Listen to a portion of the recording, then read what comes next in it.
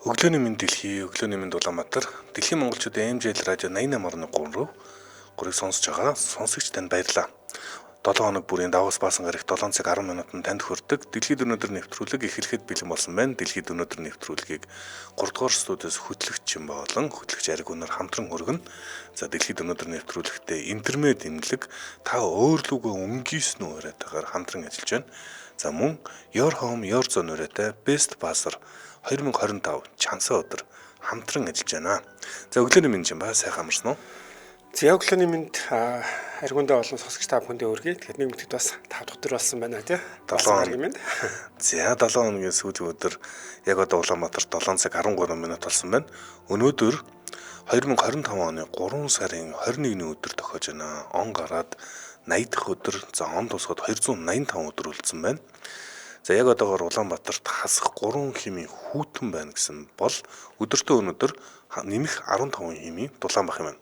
Шөнөдөө нэмэх 1 хэмийн дулаан, за өдөртөө 16 хэмийн дулаан бах бол маргааш Бэм гарагт 16 хэмийн дулаан байна. За Нэм гарагт шөнөдөө 3 хэмийн дулаан, өдөртөө 6 хэмийн дулаан байна.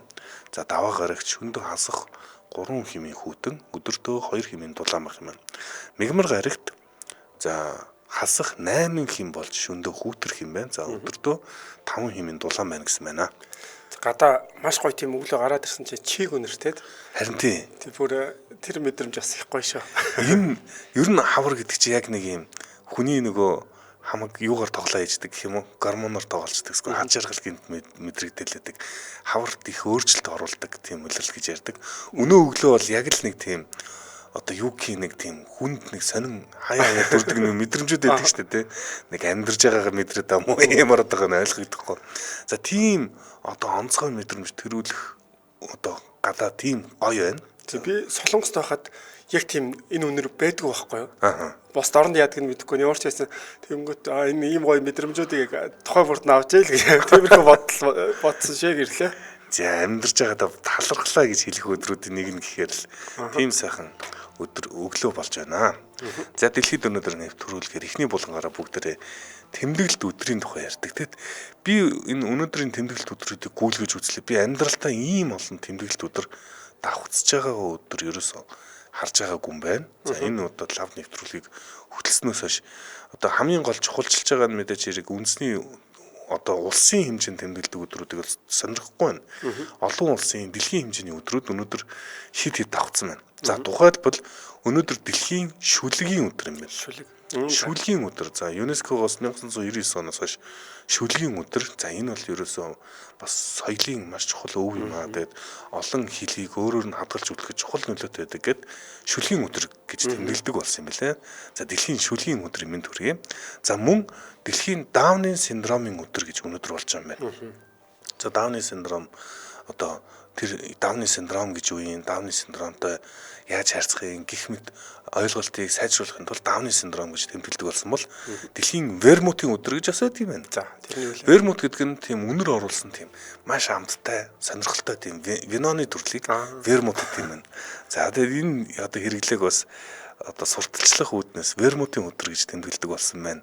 За одоо World Puppetry Day буюу дэлхийн одоо утсан хүүхэлдэйний өдөр гэж бас өнөөдөр болж байгаа юм байна.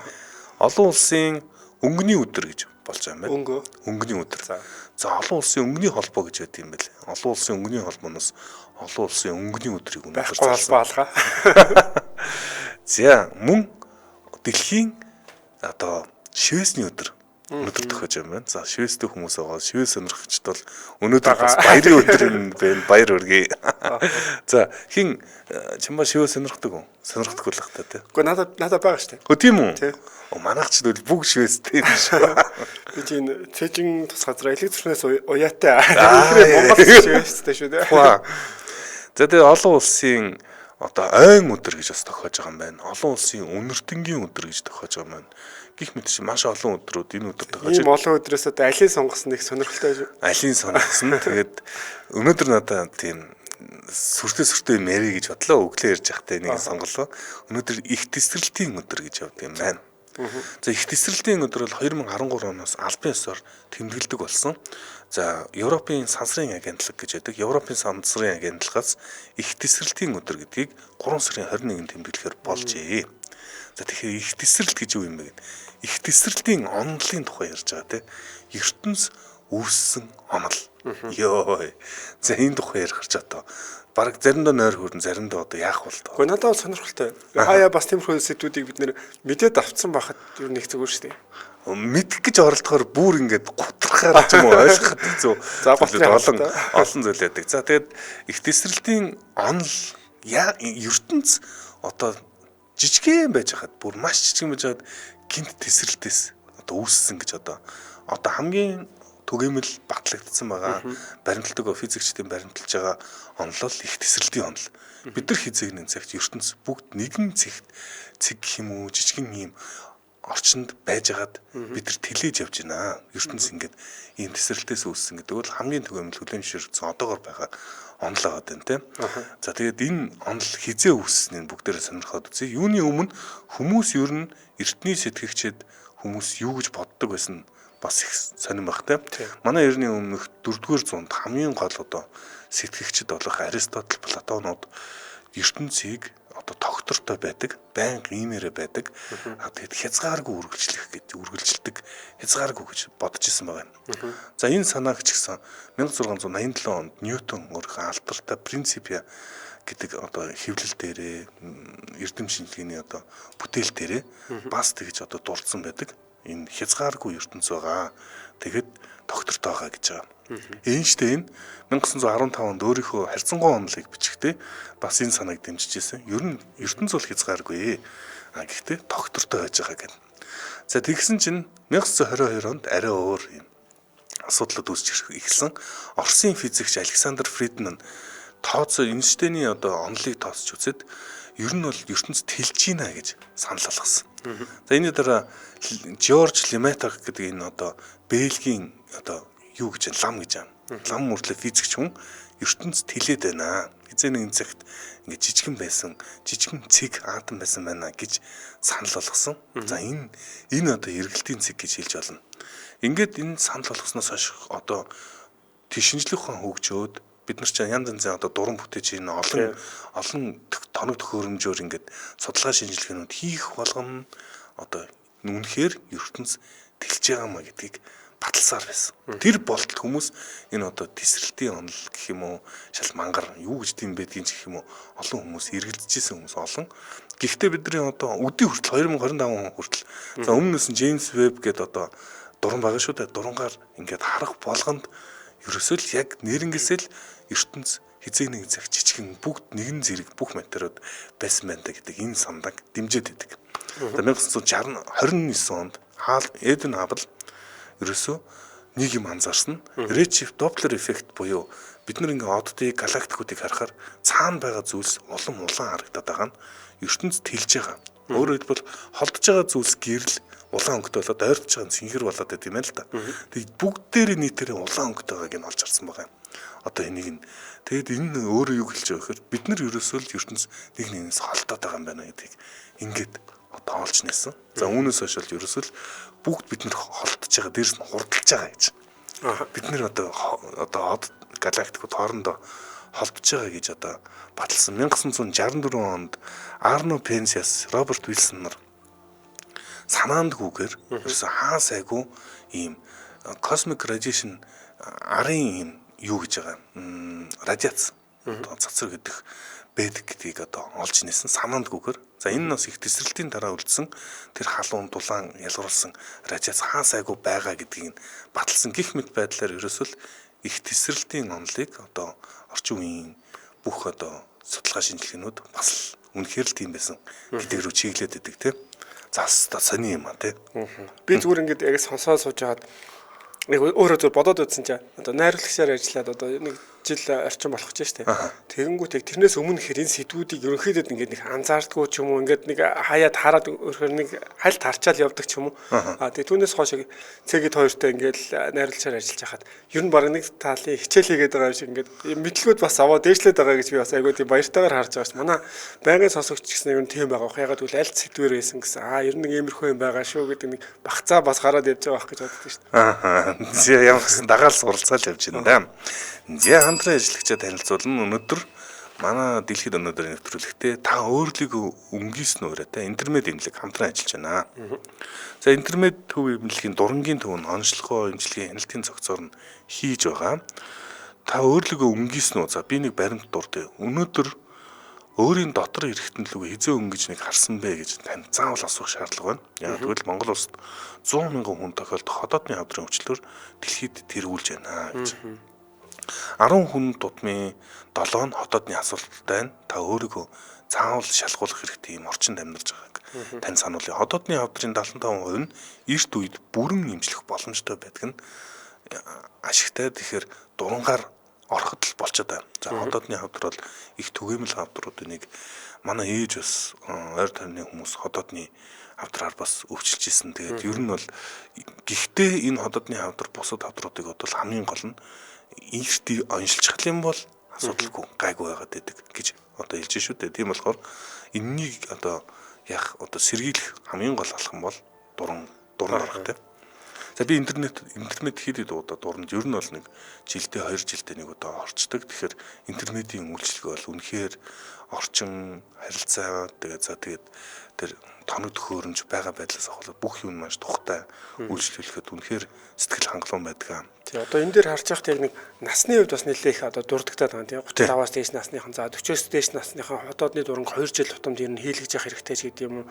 Тэгээд бүдүүн одоо шулуун эзний дуран болохоор 45-аас дээш нь бол 5 жил тутамд ингээд заавал хийлгэж явах хэрэгтэй гэдэг.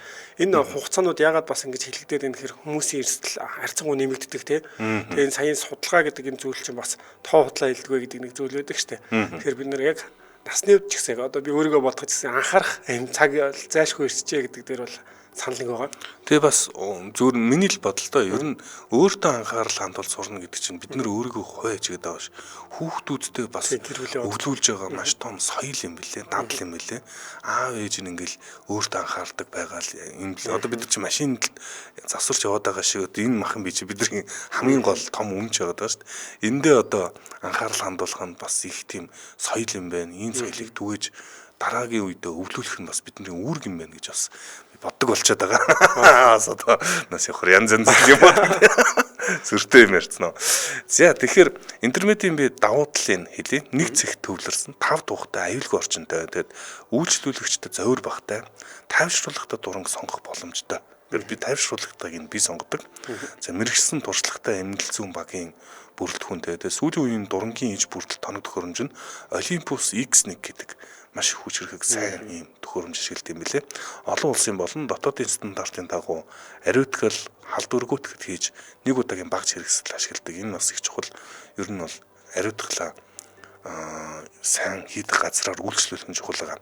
Тэр интернетийг санал болгож байна. Интернет сегмент гэдэг вебсайт руу ороод дэлгэрэнгүй мэдээллийг хараарай.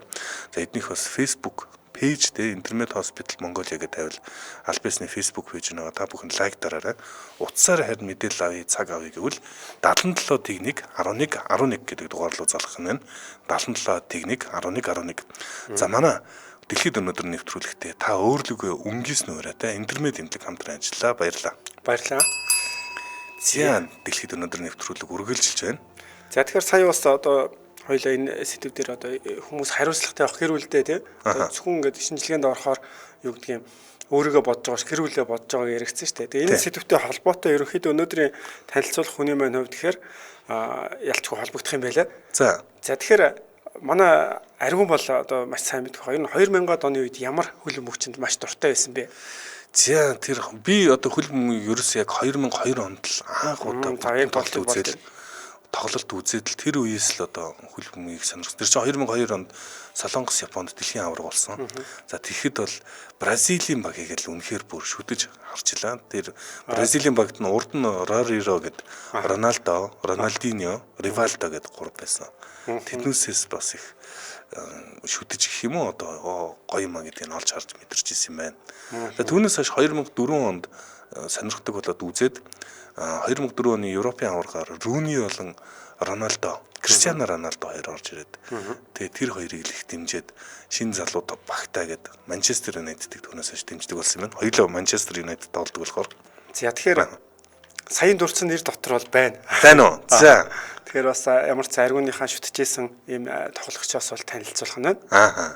За тэгэхээр энэ тоглогчийн хувьд болохоор Роналдино байгаа. За Роналдиногийн хувьд болохоор 1980 оны 3 дугаар сарын 21-ний өдөр төрсэн байгаа. Өнөөдөр төрсэн юм байна шүү дээ. Тэгэхээр 40 хэд хүрж байна? 40. Чи юу вэ? 45. Тийм байна уу? 45 юм байна. Тий 80 он гэдэг чинь яг 45. Аа. За тэгэхээр би яг энэ дээр зөвхөн мэдээлэлүүд бэлдсэн. Гэхдээ аргууны хувьд болохоор шүтжсэн гэхээр илүү юуг сайн мэдэх бах. Тэгэхээр бас нэмээд тий яриад явах байх гэж бодож байна. За тэгэхээр Роналдогийн жинхэнэ нэр нь болохоор Роналдо Асис Морера гэдэг ийм нэртэй юм байна. За тэгээд дэлхийн одоо хамгийн л бас авиаслаг тийм уран ийм тоглогчдын нэг гэж бол нэрлэгддэг байгаа. За үзэх нь бол тэр чигээрэл одоо жаргал юм да. Ер нь ингээд нэг юм уран гэх юм уу? Яг нөгөө утгаараа нөгөө Бразилиуд чи хөл бөмбөгд болохоор самбо бүжгэлдэг гэдэг шиг. Жинхэнэ Бразилийн баг дотор жинхнээсээ яг тэр Бразил сүнс гэх юм уу? Бразил тэр арга барилыг харуулдаг. Ерөөсө байнгын инээгээ бүжиглэнгээ тоглож идэг. Энэ хөл бөмбөгийн ажралыг мэдрүүлдэг хүн гэх юм уу? гэж ярьдаг. Роналдинотой холбоотой зөвөр нэг сонирхолтой мэдээлэл нь Роналдиногийн үзүүлэлт нь түүний хэр их инээхтэй шууд холбоотой гэдэг нийтлэл гарч ирсэн гэж санаж байна. Ажралтай инээх тусмаа л түүний ингээд тоглолтын арга барил бөгөөд тоглолтын үзүүлэлт нь сайжраад явдаг гэдэг. Тэгээд баг инээхэрээ ерөөсө үзүүлэлт нь жоохон унцдгаа гэдэг хүмүүс мэрэгчлэнүүд тайлбарлаж байсан. За тэгэхээр бас инээмсэглэлтэй холбоотой мэдээллийн ч гэсэн хүргэе. Тэгэхээр Роналдиногийн хувьд болохоор ер нь бол энэ Роналдино гэдэг нэр нь болохоор жижиг Роналдо гэсэн нэртэй гэсэн утгатай гэж байна. Роналдинхон монголчууд ч одоо инхрийлэгтэй юу гэж хэлдэг тийм л утгатай гэж байна. Одоо аргуухан. За тэгэхээр Роналдогийн хувьд болохоор энэ гэр бүл нь бас хөлбөмбөгч болох нэг нөлөөлсөн юм байна. За. Аав нь болохоор маш их хөлбөмбөнд дуртай. Өөрөө одоо зүгээр энгийн үйлдвэр өөр газар ажилладаг байсан хэрнээ ажлын бус цагаараа гэхээр одоо студионд ирж хамгаалагчийн ажил хийдэг байсан гэнэ. Тэр нь болохоор хөлбөмбөгөө үзэх одоо ойрхон байх энэ хүсэлтэй нь бол холбоотой гэж байгаа. Тэгээд түүний ах нь болохоор бас мэрэгжлийн хөлбөмбөгч байсан гэж байгаа. Гэхдээ яг карьер нь одоо гэмтлээс болоод болохоор тийм удаа үргэлжилж чадаагүй. Гэхдээ одоо юунаас гэмтснээс хоош гэх юм бол одоо дүүн гарч ирээд те дүүгээ дасгалжуулаад дээр нь менежерийг хийгээд ингээд бол бас хөлбөмбөгтэйгээ холбоотой явчихсан юм байна. Гэтэ яг сайн ингээд би тэр юутай холбоотой хамтран ажиллах мэдээлэлтэй холбоотой хэлжсэн шүү дээ. Одоо нэг магадгүй ингээд ирчүүд бие ч юм ингээд тоохгүй явж байгаад бас одоо эрт амархан өнгөрчих юм бол тэр хүнд бас үлдэж байгаа үр хүүхэд нь ямар нөлөөтэй байх вэ гэдэг те. Тэгэхээр яг Роналдиногийн аав нь болохоор өвчнөр биш ч гэсэн одоо ажиллаа хийж байгаа тийм усанд унаад ингээд живээд нас орсон юм байна л да. Багт юм биш үү те. Тэгээд тэр нь болохоор дөнгөж тий 8 настай байх нь гэж байгаа байхгүй юу. Тэгээд тухайн үед болохоор ингээд Роналдо нэг өдөр Роналдино нэг өдөр ингээд хөлбөмбөгөө ингээд тоглолцоод толгой настайгаас футзал нь ингээд тоглолдог байсан юм байна л да. Тэгээд гэртээ ирсэн чинь гэрт нь ингээд бахан хүмүүс цугларчихсан байхаар энэ одоо юу болж байгаа юм бол баяр болж байгаа юм болов уу гэдэг нэг тиймэрхүү бодолтой гайхаад тэгээд ирсэн чи одоо нэг ах нь болохоор өөртөө нэлээ ойр байсан учраас ингэж 0-2-ыг дагуулж орж жагаад ингээд аав эргэж ирэхэргүй болсон өнгөрсөн гэдэг бол юм мэтийг бол хүргэжсэн юм байна л да. Тухайн үед болохоор тэрийг ингээд нэг сайн ойлгохгүй байсан юм ингээд нас нь ингээд нэмэгдээд явах тусам одоо нөгөө тэр хүний орон зай байгаа штэ тий өгүүлдэг. Тэр утгаараа ингээд аав гэдэг хүнийг бол орон зай бол маш их байсан гэдгийг бол дараа нь бол дурсаж бол ярьсан байсан. Тэгээд ээжийн хувьд болохоор совилогч тийм гоо сайхны бүтээгдэхүүн борлуулдаг. Одоо ер нь бол ингээл нэг гэр бүлээс гаралтай ийм хүн юм байна. За тэгээд түрүүээс ах нь бас хөлбөмбөгч байсан их нөлөөтэй байсан гэж байгаа тийм. Тэгэхээр өөрийнхөө хувьд болохоор ингээл тоглож жоод одоо өсвөрийн хүүхдийн юм хөлбөмбөгийн багт яваад ах нь болохоор мэрэгжлийнхэн багт яваад тэнгууд яг өөртнөөс сайхан дурсамж гэхээр тэгж байгаа юм л да. Яг хөлбөмбөө тоглоод ингээд байж хат одоо хүмүүсийн шүтдэг мэрэгжлийн тоглогч эренгүүтэй одоо өөрөө нэгж аваад явдаг. Энэ болохоор айгүй гоё байдаг. Тэгээ тэр хүнтэйгээ хамт нэг өрөөнд байдаг ч гэдэг юм уу те. Энэ бүхэн бол хөлөн мөх дуртай фэн хүний хувьд бол бас маш гоё мэдрэмжээс юм байна л. За би дэмжээ ажиллагч гэж танилцуулах юм. Манай дэлхийд өнөөдөр нэвтрүүлгийг BSB дэмжээ ажиллаж байна. BSB-д surprise sale эхэлсэн байгаа юм байна. 3 дугаар сарын 21-ний баасан гараг, 22-ны бэм гараг, 23-ны нэм гарагуудад бүх бараа 10% хямдарч салбар дэлгүүрүүд оройн 21 цаг хүртэл ажиллах юм байна. Ердөө 3 өдөр тул та яараарай. Surprise sale зөвхөн BSB-д. Баярлалаа. За тэгээд Рональдино үргэлжлүүлээд яриа тийм. Яг би яг юунаас нь ингэж чи яг тоглогчдын онцлог гэж байдаг штэ. За энэ тоглогчийг ер нь ямар онцлогтой одоо яг ямар бас тоглолт нь хамгийн их сэтгэлд үлдсэн байдаг вэ? За ястаа Рональдиногийн тэр нөгөө 2002 онд Английн эсрэг хийсэн гол би тэр тоглолтын дээр яалтчгүй Англиг дэмжиж ирсэн юм байна. Мэдгүй одоо яагаад энэ тухайн үеийн Английн бүрэлдэхүүн ч бас аимшигтэй бүрэлдэхүүн байсан шүү дээ. Майкл Оуэн байсан санаж байна. Тэгэл Бекхэм, Жерард хийм байсан юм бэ. Ер нь зүгээр нэг үед нэг одоо үндэсний шигшээ баг тийм одоо олон авиас нэг дор цуглан гэдэг. Тэгээ бас ялгаагүй яг өмнөөс нь Рональдино, Роналдо, Ривалдо гэд аимшиг баг гарцсан. Энэ хоёр чинь тэнцсэн явж исэн. Тэгээ Рональдино чөлөө цохилтоос баг энэ дундаас шахуу нэлийн холоос чөлөө цохилт өшөглөө тэрний явсаар гол орсон. За тэр бол ялтын гол байсан. За энэ л одоо бүр ингээд энэ одоо бүр ангаас нь л та тухай тоглолтыг шийдсэн. Бразилч нөгөө 6 номертэй Роберто Карлос лөө. Би бас яг нөгөө анх үзэхдээ яг Роберто Карлос лөө дуртай байсан. Гэтэ ялчгүй бас энэ олон тамирчдыг мундаг тамирчдыг бол харах дуртай байсан. За тэгээд манай Рональдиногийн хувьд болохоор одоо түрүү хэлсэн тийм ерөнхийдөө ингээд аав нь үгүй болсон тэгээд ахтайгаа ингээд ойрхон байсан. Тэгээд ер нь хүүхдүүд бол ерөнхийдөө ингээд хамт гадаа тоглож байгаа бол за гэртээ орлоо гэд яваад орцдог тийм. Тэнгүүд манай хүний хувьд болохоор нохоотойгоо үлдээд за тэгээд ингээд тоглолдог байсан юм л да. Нохоо гингүүт ч өөрөө бас одоо ингээл нэг Бразил нохоо байгаа байхгүй. Тэнгүүд Бразилиад яс нохоо төрөлхөл бөмбөг тоглолт. Үгүй тэнгүүд тэр бүр амар юу гэж байгаа. Өөрт нь бүр үлдсэн. Одоо жишээ нь хүн ингээд хамгаалалт гэдэг юм хуурал хийх гэж байгаа шүү дээ. Тэнгүүд хамгаалагч болохонгууд яг зарим нь ингээд хамгаалж байгаа орхичдаг, зарим нь ингээд яг хурдаар гүйцэтгэл хойно үлдчихдэг ч юм. Нохоо тэнгүүд тэгдгүү байна л да. Тууштай яг бөмбөрөө нь явахгүй ингээд дайрал одоо хуурангууд дахиад ингээд гүгэл ирдэг. Одоо хамгийн тууштай гэдэг юм уу те. Тэрийг одоо дараа нь бүр ингээд эсрэг Европт очиод тоглож байхдаа яг нэг нохоо санаанд орж исэн гэж байгаа байхгүй. Ягаад гэвэл хамгаалтын өөр төвшөнд очиод нөгөө өөр мундаг хамгаалалттай хүмүүс тэр ирэнгүүт тэгэнгүүт яг одоо тэр Рональдиногийн тоглолтыг үзэж байхад тэр нэг уран нэрээ одоо ингэ бүр хууралдууд шүү дээ. Тэр юу болохоор бас энэ нохоо найз одоо өөрийнх нь найз үнж тэр нохооноос нөлөөтэй гэж байгаа байхгүй. Тэр хуурал нь тэгэхээр бас нохотойгоо тоглосоор байгаа тийм лаг хурдаг болсон шүү тий.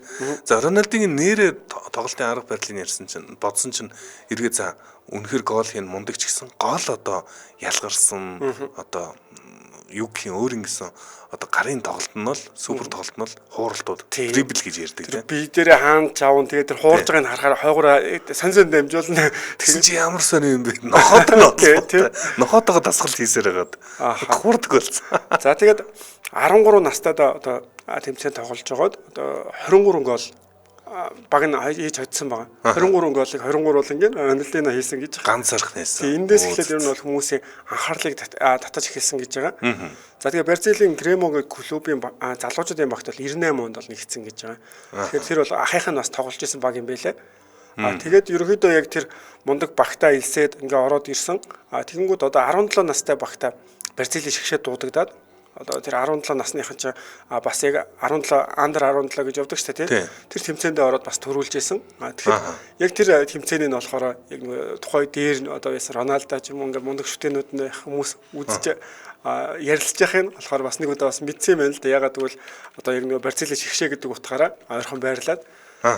За тэгээд 2002 он бол яг сая манай аргуны хэлсэн тийм. Бразилийн шигшээ багтаага дэлхийн аварга шалруулалт тэмцээнд бол төрүүлсэн гэж байгаа. Яа. Гой жилээс шүү. Ер нь 2022 оны дэлхийн аварга их тийм гоё, маш гоё дэлхийн аврагд болж ирсэн юм. Тэгэхээр эсрэг өрсөлдөгч талуудыг харахаж гэсэн яг л бидний үздэг тэр мундаг одоо түүх хүмүүс тийм. Домгууд бол бүгд байж байгаа тийм. За тэгээ 2005 онд болохоор дэлхийн шилэг тоглогчийн шагнал Ballon d'Or гэдэг шагналыг бол авч ирсэн юм байна тийм. Алтан мөмөрцөг авч ирсэн. Тий, 2 удаагийн Ла Лигийн аварга 2004, 2005 онд бол авч ирсэн.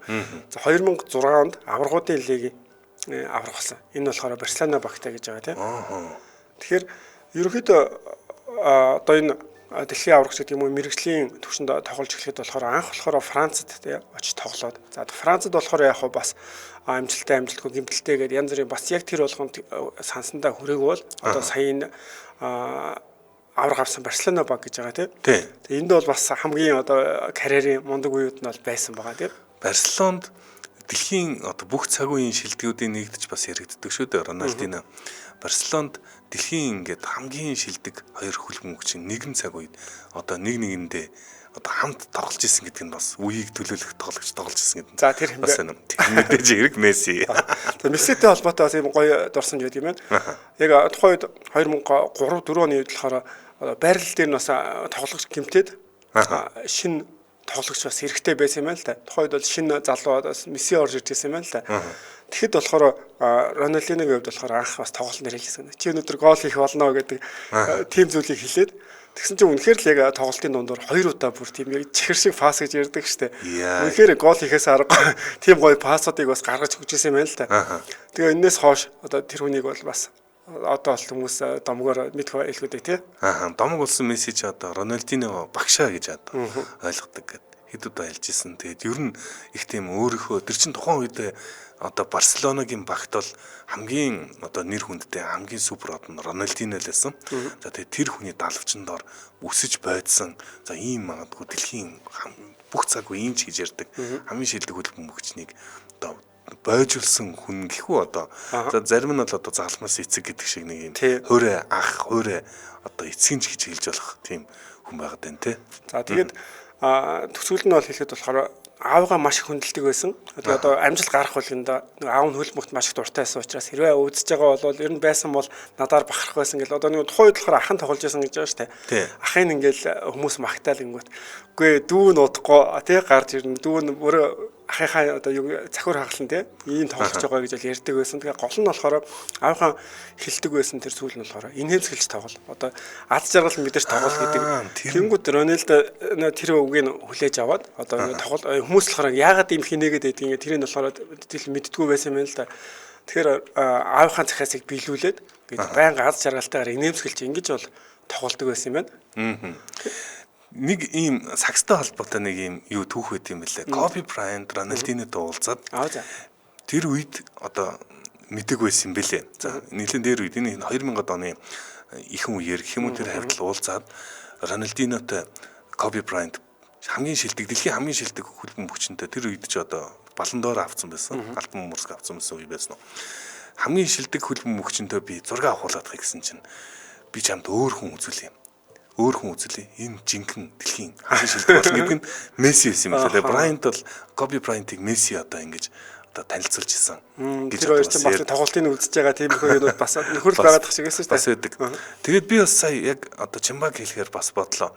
Энэ Рональдиньо хөлбөмбөг тоглоход аз жаргал мэдэрч гэдэг тоглол гэдэг энэ философи гэх юм уу энэ одоо үзэл баримтал Мессид бас шингэсэн болов гэж боддог. Яагаад тэгэхээр Месси ер нь ингээд өөрөө тайлбарлахдаа би хөлбөмбөгөөс аз жаргал мэдрэхээ болсон цагт би хөлбөмбөг тоглохоо болно буюу хөлбөмбөгийг тийм ажил хэцүү зүйл гэж ерөөсө боддгоо. Эндээс маш их дуртай, хайртай энэ спорттой. Тэгээд эндээс аз жаргал мэдрэхийн төлөө тоглодог. Тэгээд тэр аз жаргалыг мэдрэхээ болчиход юм бол би ер нь тоглохоо болно. Би зодгоо тайлна гэж Месси тайлбарладаг нь магадгүй бас Рональдиногийн энэ нэг философитой байсан байж болно. Эсвэл Рональдино энэ философийг суулгасан ч гэж магадгүй юм шиг санагдав тий. Тэгээд зөвхөн сүүлд гэх юм бол бас харж яхад сүүлийн мэдээлэл гэхээр одоо нэг хуурамч пассворд ашигласан билүү бичгээр ашигласан ч гэнэ ямар ч байсан бас нэг жоохон архинд орсон гэдэг юм уу ингээд архи угаад байсан ингээд тэгээд ер нь ямар ч бас нэг хитэн сар шоронд суух болсон юм байна л да. Тэгсэн чинь шоронд байх хугацаанд хөлбөмбөгийн баг гаргаад тэндээ аврага аваад шоронгийн аврага авсан гэж ярьдаг тий. Тэгээд сая 2024 оны 11 сард байсан баг нэг бас одоо монголоор бол мастеруудын гэх юм уу тий Ахмад тийм тамирчдын тоглолт бас харагдчихсан. Тэн дээр бас нэлээ гол хийгээд явж байгаа нь харагдчихсан. Тэгээ түрүүн бас манай аргу хальт дурдсан шүү дээ. Ингээд дэлхийн холоос тэр нөгөө дэлхийн авраг дээр 32 м гэжсэн баха тий. Бас тийм нөгөө рекорд тухайн үедээ тийм хүмүүсийг гайхшруулж байсан, маш холоос гол хийж исэн гэдэг. Тиймэрхүү бас баримтууд бол байдаг юм байна. Аа. За гайхамшигт Рональдиньо маань өнөөдөр төрсөн өдөр нь тохиож байгаа юм байна. Тэгээд хөл бөмбөгийг зүгээр л сонирхдаг хүн болгон Реал Мадридын фэн ч байсан. Хайрлахгүй байхын аргагүй хөл бөмбөгч гэж бас үнэхээр байдаг. Заримдаа ингээд дургу хөл бөмбөгчин үзэгч гэж байдаг шүү дээ. Энэ дуртай дургу. Миний бодлоор Рональдиньо бүх хүмүүс яг ижилхэн дуртай байдаг. Бүгд л тоглолт юм. Сар бол Дерек Роуз гэдэг бас хүн болгоны хайртай савцаа. Одоо Стефен Кори ч гэсэн хүмүүс бол нэлээд дуртай байдаг хаа тийм үү. За хамтран ажиллагчдад танилцуулъя. Манай дэлхийд өнөөдөр нэвтрүүлэгтээ Your Home Your Zone үрэтэ Best Buzzer 2025 хамтран ажиллаж байна. За 64 бүхний базартаа барилдаан гэсэн үг. Best Buzzer 2025 одоо 3 сарын 29-нд Монгол бүхний өргөн зохион байгуулахаас гадна цогцоор нь шийдэх хүрээнд гэрийн хэрэглээний бүхий л тавилга цахилгаан бараг салбаруудаараа дамжуулан борлуулж байгаа бөгөөд 24 цаг дэлхийн хаанаас ч худалдан авах боломжтой юм байна. 24 цагийн турш. Best Shop Segment гэдэг вебсайтыг нь удахгүй ашиглалтанд орох гэж байна гэж байна. За Best Buzzer 2025 чансаа өдөр 64 бүхний базартаа барилдан 3 сарын 24-нд Монгол бүхний өргөн зохион байгуулагдана. Шагналын сан түрүү бүх 20 сая төгрөг. За өндөр одоо шагналын сантай байна. Үзүүр бүх нь 10 сая төгрөг, шүүгэрвэл 5 сая төгрөг, уран мэхийн одоо эзэнд 1 сая төгрөгийг олгох юм байна. Энэ ч бас гоё юм болох нь дээ. Одоо бид нар чинь ингээд наадам ч юм уу цаансаар үзэр заримдаа ингээд яг ингээд бүх барилдааныг нэг жоохон чансаа ингээд өөр бүхчэд барилдана. Тэгээд нэлээд хугацаа бас нэлээд ороо. Тэр бол үзэж сууж амждаггүй шүү дээ. Тэгэхэд яг өндөр чансаатай 64 бүх гэхээр үнэхээр бас гоё. Халуухан болох хаа. За нэг давсан бүх 200 мянга, хоёр давсан бүх 300 мянга, гурав давсан бүх 400 мянга гэдэг. За үзэгчдийн дундаа бас суглаа явуулах юм байна. Нэг азтанд ухаалаг бодин бэлгэлнэ гэсэн байна. За нэг азтанд камин зух. Оо. За гэртээ ч одоо камин зух хийлгэж авах юм уу та. Ил галтаа гоё юм шүү. За нэг азтанд 1 сая төгрөг. За нэг азтанд гангар шаазан бэлгэлэх юм байна. Тэгээд супер азтанд шалгар болно. Супер азтанд Toyota Saya автомашин бэлгэлэх юм байна. За тавилга гэр ахуйн хэрэглээг цогцоор нь шийдэх хүрээнд гэрийн хэрэглээний бүхий л тавилга цахилгаан бараг салбаруудаараа дамжуулан борлуулж байгаа бөгөөд 24 цаг дэлхийн хаанаас ч худалдан авах боломжтой Best Shop Segment та морилороо яг одоогоор хийгдэг байгаа тун удахгүй гарах юм байна. За тасалбарыг Ticket Segment-ээс та авч болно. Тэгэхээр дэлгэрэнгүй мэдээллийг 77 60 гэдэг дугаараас авна. 77 60. Best Food ингээд Facebook пэйж нэгээ албасны Facebook пэйж рүү та ороод дэлгэрэнгүй мэдээллийг аваарай. Бас лайк дараарай. Best Shop Segment удахгүй зочлоорой. За тэгээд энэ ухаалаг бодгийг авчих юм бол бодин дээрээ сайхан суугаад тий спортоо дуртай мөн үзээ. Дээр нь бүх юмуд нэг ойрхон юм байл л шүү дээ. USB, Bluetooth тэгээд одоо ширээгээ тавцсан болгож ашиглана. Аягны суур, автомат хөл амраагч гэх тэр бас их гоё санагдаад байгаа шүү. За Best Food-ийн салбаруудыг би та сануулж өгье. Бүхний өргөний кассаар одоо энэ юунууд нь билет нь худалдаалагдаж байгаа те. За Мишель салбар гэж байгаа. B32 павильон байна. Наран туулын олон улсын худалдааны төвийн уулзур дээр бас салбар байгаа. Coral төв гэдэг 3 дугаар хороолт өргөө кино театрын урд 3 давхурт нь салбар байгаа. Dragon шин терминалд захиалгын төв нь бас байгаа 4 давхурт. За Эрдэнэт хотод бас салбартай. Манай нэвтрүүлэгтээ Your Home Your Zone үрэтэ Best Buzzer 2025 чансаа өдрөөрөө Best Food хамтран ажиллаа. Баярлалаа. За баярлалаа. За дэлхийд өнөөдөр нэвтрүүлэг үргэлжилж байна. За энд Юма Хиро Дерек Роуз 79 нартай тоглож байгаад гимцнээс хойш залхуу болоод Чикагод нэр хүнд нилээд унаж байсан мөнгийг нь авчгаад гинэ. За мөнх шаргал мигмар бразилчууд сахилга муутагаасаа болоод карьер нь жоохон богино байгаад байдаг талтай. Рональдиньо зугаацар байгаад мөнгөгүй болж тэрийг нь Месси мэдээд Барсагийн жерси дээр бүх тоглогчоор гарын үсэг зуруулаад үүнийг зарж мөнгө болог гэд илгээж гítэл Рональдиньо зарахгүй хадгалчихж удалгүй дансанд нь гинт 5 сая $5 орж ирэхээр нь гайхаад мөнгө явуулсан газар руу холбогдтол таныг жерсигээ зарахгүй болохоор чи Месси дахиад нэг өмсгөл дээр гарын үсэг зуруулаад дуудлага худалдаанд оруулсан байсан. Яа, энэ бас гоё тий. Рональдын нэр яг Рональдины бас нэг тийм шоудах гэх юм уу? Заас нэг шоудчих гэдэг талтай. Ер нь бразилчууд ч бүгд л зугаа цэнгэлд их дуртай хүмүүс байдаг юм шиг байна. Нийтлэг тийм юм ажиглагддаг. Тэр баяр наадмын ихэд л бас хичнээн хоног үргэлжлэх гэсэн тийм. Карнавал янз бүр юм бол тийм шүү те. За дэлхийд өнөөдөр нэвтрүүлэг үргэлжлэж байна. Өнөөдөр дэлхийн түүхэнд 3 дахь булангаараа ямар үйл явдал болцсон бэ? 3 сарын 21-нд ямар онцгой үйл явдал болсон бэ тухай ярьдаг. За тэгэхээр 1963 оны 3 сарын 21-нд Алькатрасын шорон хаагдчихсэн өдөр юм байна. За ноднын яг энэ удаагийн 3 сарын 21-ний төгөл дугаараар би Алькатрас шоронд холбоотой оргилтын тухай бас түүх ярьж өгчээсэн сан чинь тэр бол домог юм билээ. Сонирхол хайгаад бас үзэж болох нь шүү дээ. Үзэж болно, маш сонирхолтой бас тийм одоо үйл явдал болж исэн. За дээрээс 1990 оны 3 сарын 21-нд Намиб улс тусгаар тогтножсэн юм байна. За тэгээд мөн ерөнхийлөгч Жими Картер 1980 онд Москвагийн олимпиад оролцохгүй гэдэг олимпиад оролцохгүй гэдгээ бас мэдэгдэжсэн юм өдөр байна. За гэх мэт. За дээрэс нь Йохан Себастьян Бах төрсөн өдөр юм байна. Өнөөдөр бас санаалахад. За энэ дундаас надад хамгийн сонирхолтой бидэнд хамгийн ойрхон байх нэг одоо үйл явдлыг сонгож авлаа. Энэ бол Jack Dorsey гэдэг хүн өөрийнхөө бүтээсэн нэгэн сайт дээр just setting up my Twitter гэдэг бичгийг бичээд постлж байсан өдөр юм байна. За өөрөөр хэлбэл дэлхийн хамгийн анхны Twitter одоо бид нар бол бас монголчуудаас яриа сурцсан анхны жиргэг жиргэжсэн өдөр 2006 оны 3 сарын 21 юм байна. 6 он гэдэг чинь бас их хэртэй шүү тий. Одоо ингээр чинь 19 жил болчихж байгаа юм шүү дээ. За ингээ 19 дахь жил 20 дахь жил рүү орж байна. Twitter үсэв. За Twitter-ийн тухай ярина. Тэгэд манай Жимба хэр их Twitter сонирхдаг вэ? Ашигладаг уу? Үгүй яг нөгөө Twitter ашиглах гэж нөгөө ухаанд гэдэг шиг л. Twitter дандаа ухаантай хүмүүсээр дүүрдэг. Нэг хэсэг нөгөө гэхдээ юу яадаг гэсэн юм ялчгүй 11 12 оны үед баха тэрнээс арай хойно ч нэг Twitter нэлээд бас модонд орж байгаа үед би зүгээр нөгөө Солонгос мэдээ амжил радио сайт дээр оруулдаг гэсэн. Оруулахдаа давхар Twitter дээр яг нөгөө оруулаа яваад байдаг гэсэн. Тэгэхэд анзаараагүй өөрөө яг нөгөө Facebook руу ч л оруулахаар нэг цаг орчдөг иймэрхүү тохиргооч байлаа. Тэгээ явж байгааг харсан чинь нэг 1000 болцсон. Бас баярлалаа дээ. За би Twitter ер нь ашигладаг байсан. Одоо ч гэсэн ашиглаж байгаа.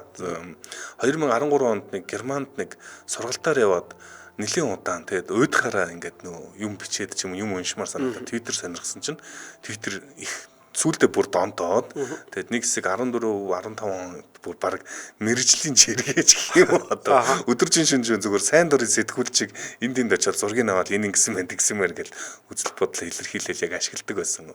Одоо яг зүгээр уншигчаар ашигладаг. Twitter бол яалтчгүй. Twitter-ийн гол онцлог юм шүү дээ. Юугаар ялгаатай юм? Би одоо ингээд яг Facebook, Twitter хоёрын ялгаа юу юм гэхээр олон юм хэлж мэдгүй. Twitter нэг л онцлог байгаа. Тэр нь зүгээр л яг үгийн хязгаартай. Facebook дээр бүтэн найрагдлал одоо жишээ нь бичиж болоход бол Twitter дээр бол тэгж болдгоо байсан тухайн үедээ 140 тэмдэгтийн хязгаартайсан. Тэгээд 140 тэмдэгтээр хязгаарлах хэвээр учраас хүмүүс маш богинохон одоо үг дагуулхад одоо өөрийнхөө хэлэх гээд байгаа санаагаа багтааж бичих тийм авиаст гэх юм уу чадвар суралцаж эхэлсэн гэх юм уу. Тэр маш шулуухан маш тодорхой. Хүмүүс чинь ингээд ярихтаа ингээд нэг юм юу хэлэх гээд байгаа нь ойлгомжгүй бөө ингээ урдтгал хэлж байгаад ярьдаг хүмүүс байдаг шүү дээ.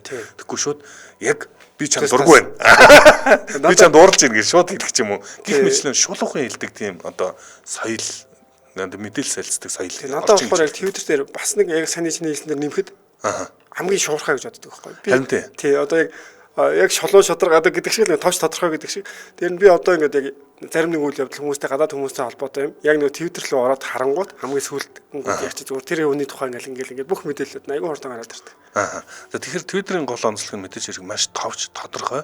За энэ одоо товч тодорхой байдгаас бол хитрхи олон зүйл бичгүүгээр ерөөсө товч тодорхой юм байна. Тэгж ингээд хүмүүс бичээд эхлэнгүүт мэдээлэл маш хурдан тардаг болж гисэн ба. Маш хурдан. Ерөөсө retweet хийгээл тэр хүн ингэж хэлж ийн гэдэг нь ингээд дэлхийд даяар 1 секундын дотор тэнд төмөр болж байгааг Нью-Йоркт нэг төмөр болсныг би 2 секундын хоцролттойгоор энд одоо олж мэдж явах жишээтэй ч юм уу. Би бүр буруу санааг бол 2014 онд хавцаа энэ захын Нарантул захын тэнд нэг төмөр болоод төмөр болсныг нь дотор нь байгаа хүмүүс Twitter-аар олж мэдсэн гэдэг гэж ярьжсэн. Түүмэр болсо 5 давхрт нэмгэнгүүт нь доорноос нь 4 давхрт байсан хүмүүс нь Твиттерээс олж мэдсэн буюу ингэж одоо мэдээлэл доор байгаа хүмүүсээс хурдан тардаг болж эхэлсэн. Тийм учраас бас нэг маш онцгой мэдээллийг хамгийн хурдан авах гэх юм уу тийм талбар Твиттер болоод өрцөлтэй. Facebook-ийн алгоритм болохоор арай нэг өөр бас хүмүүсийн хамгийн хандж байгаа имийг одоо илүү харуулдаг ч юм уу тий. Твиттер дээр яг одоо хамгийн шинэ гэхэд бол хэдэн секундын өмнө орсон гэдгээрээ гараад ирдэг нь бас надаа маш хэрэгтэй санагддаг. Тэгээд зөвөр нэг сонирхуулахад Twitter чект орсон өөрөө хэлэхдээ Twitter гоё санаа байгаагүй. Twitter гоё санаа болохоор амжилтанд хүрсэн юм шиг. Twitter муу санаа болохоор амжилтанд хүрсэн буюу ер нь зарчмын хувьд ингээд бодохоор их тэнэг байхгүй. Хүмүүст одоо ингээд 140 тэмдэгтийн хязгаартай ингээд урсчил гэдэг юм гэдэг санаа бол тийм өөрөө ч хэлдэг юм мангар юм шиг санаа мөртлөө амжилтанд хүрсэн гэж хэлж байна. Гэхдээ амжилт гэж юу юм бэ? Тэр бас их сонь. Twitter дээр бас олон юм яриануд байдаг. Twitter хизээч ашигтай бизнес байгаагүй. Саяг хүртэл Илон Маскыг худалдаж авах ашигтай байгаагүй. Ерөөсөө үүсгэн байгуулагдсанаас хойш дандаа алдагдaltaй ажиллаж байсан. Өөрөөр хэлбэл яг Facebook, Google шиг тийм бизнес модель ашигтай юм зар сурталчилгааны модель бий болгож чадаагүй. Үргэлжийн тийм алдагдaltaй ажилладаг байсан. Тийм ч учраас 2022 онд Илон Маск худалдаж аваад гол хийсэн ажил нь бөөн сонгогдгол хийсэн гэж яриад байдаг. Тэгэхээр энэ утгаараас Twitter сонио тэгсэн мөртлөө үүсгэн байгуулагчид нь ашиггүй ажиллаж байгаа бизнесийг Илон Маск 44 тэрбум доллараар зарсан байдаг. Гэхдээ одоо ч нэг жишээ нь Трампын нэг жиргээ ч юм уу те нэг зүйл баг ингээд нэг улсад нөлөөлөхөөр маш том одоо хувьцааны үн нөлөөлөхөөр маш том мэдгдлөөч хэл ингээл ялчгүй нэг жиргээ бол амар байдаг шүү дээ тийм. Тэгэхээр орчин цаг заавал нэг ашигтай ажилтгүй мөртлөө бас том бизнесүүд бэж болдгийн бас нэг том жишээ бол Twitter байгаа юм тийм. За энэ хөрөөд манай өнөөдөр дэлхийд өнөөдөр нэвтрүүлэг өндөрлөх болсон байна. Манай дэлхийд өнөөдөр нэвтрүүлэгтээ та өөрлөгөө өнгийсэн ураатай интернет имлэг хамтран ажиллаа. За мөн Your Home Your Zone ураатай Best Basser 2025 чансаа өдрөөрөө Best Bud-ын хамтран ажиллаа. Баярлалаа. Сонсогчдоо хөрвүүлээд радио мэдээгөө хүлээн аваарай. Харин 8 цаг 10 минутаас маш онцгой та мэдхүү нэвтрүүлгийн дугаар хүрэх гэж байна. Та мэдхүү дугаар ялагч нь энэ өнөөдрийн ялагч нь шин цааш гар утастай бол. За. Орж ирээрээ тий. За баярлалаа ч юм ба. За баярлалаа.